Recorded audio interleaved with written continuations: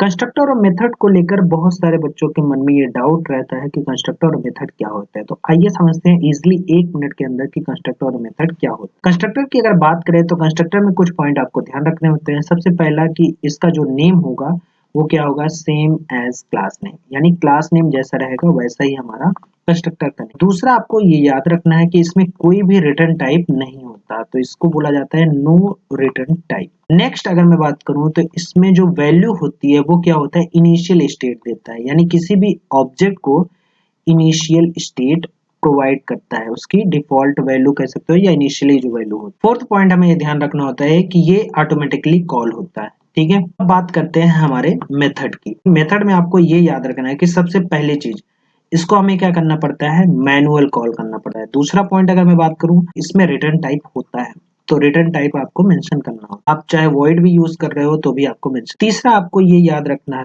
होता है कि इसमें हमेशा कोई ना कोई एक्शन परफॉर्म, ठीक है, कोई ना कोई टास्क ये यूज करेगा, कोई ना कोई टास्क परफॉर्म करेगा, तो एक्शन परफॉर्म होता है। और साथ ही साथ इसका जो नेम होता है वो अदर देन क्लास हो सकता है, तो ये आपको ध्यान रखना होता है। फोर्थ, इसका सेम नेम नहीं होता है। ये 4 पॉइंट जो बेसिकली कंस्ट्रक्टर और मेथड को डिफरेंशिएट करते हैं। तो आई होप आप लोगों को समझ में आया होगा। ऐसी अमेजिंग वीडियो के लिए हमें